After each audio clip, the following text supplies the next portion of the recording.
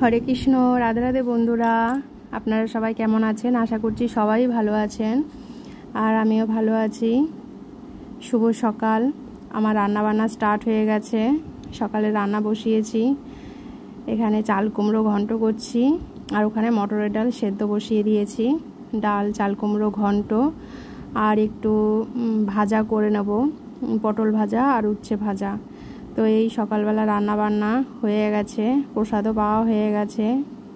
পতিদেব কাজে চলে গেছে, আর মেয়ে বাড়িতেই আছে, ওর পরীক্ষা সামনে। তো আমিও কাজবাজ কমপ্লিট করে ফেলেছি, এখন ফ্রেশ হতে যাব, তারপরে আবার দুপুরে রান্না বসাবো। তো চলুন আমার সাথে থাকুন। তো এই যে আমার স্নান হয়ে গেছে, আর আমি ফ্রেশ হয়ে চলেও এসেছি। এবার আমি দুপুরে রান্না কি করব গুছিয়ে নিচ্ছি। তো এদিকে আমি ভাত বসিয়ে দিয়েছি। কালকে একাদশী ব্রত আছে, তো রান্নাটা করে ফেলি, আর এই প্রসাদই দুপুরবেলা পেয়ে, যেটা থাকবে রাতের বেলা পেয়ে নেব। তো ওখানে ভাত হোক, তারপরে আমি এখানে একটু ভেন্ডি সেদ্ধ বসিয়ে দিয়েছি। ভেন্ডি সেদ্ধ গরম ভাতে বেশ ভালোই লাগে, তো কয়েকটা ভেন্ডি সেদ্ধ বসিয়ে দিয়েছি। আর এদিকে আমি ভগবানের আরতি করে নিয়েছি। তো আরতি সেবাটা হয়ে থাকলে পরে আর হুড়োপাড়া লাগে না।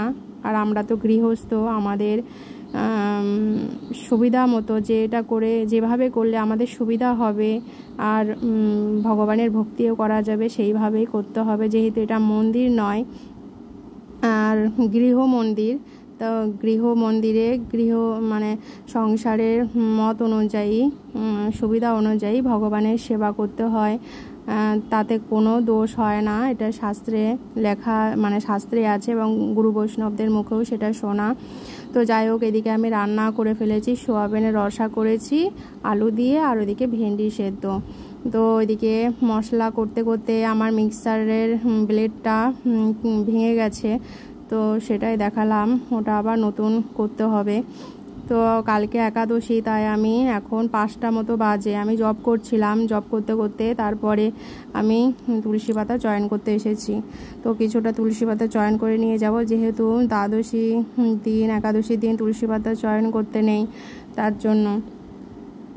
আর এখানে ভিডিওটা এন্ড করলাম। আপনারা সবাই ভালো থাকবেন, সুস্থ থাকবেন, আমার চ্যানেলটিকে সাবস্ক্রাইব করে আমার পাশে থাকবেন। হরে কৃষ্ণ, হরি বল।